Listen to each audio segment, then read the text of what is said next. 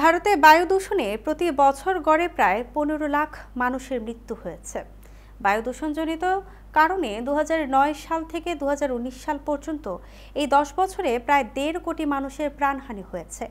ভারতীয় বিশেষজ্ঞদের নিয়ে গবেষণার পর ভয়াবহ এই তথ্য দিয়েছে মেডিকেল বিষয়ক সাপ্তাহিক জার্নাল দ্য ল্যান্সেট।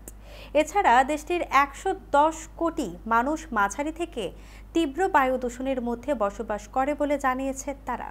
প্রত্যক্ষ কিংবা পরোক্ষভাবে বায়ু দূষণে ক্ষতিগ্রস্ত ভারতের প্রতিটি নাগরিক। প্রায়শই বিশ্বের সবচেয়ে দূষিত শহর হিসেবে চিহ্নিত হয় রাজধানী দিল্লি। 2009 থেকে 2019 সাল এই 10 বছরে ভারতে মৃত্যু হয় প্রায় 1.5 কোটি মানুষের। এত মানুষের প্রাণহানির নেপথ্য একটাই কারণ, বায়ু দূষণ।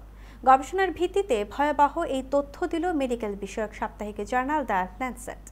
তবে ভারতের মতো বহুমাত্রিক দেশ থেকে প্রকৃত তথ্য বের করে আনা দুরূহ ব্যাপার বলে বলছেন প্রতিবেদকটির গবেষকরা। Indian national ambient air quality standards এর তথ্য মতে মাঝারি থেকে তীব্র বায়ু দূষণের মধ্যে বসবাস দেশটির 82% মানুষের, যেখানে বাতাসের মানসূচক PM 2.5 শতাংশের চেয়ে ঢের বেশি।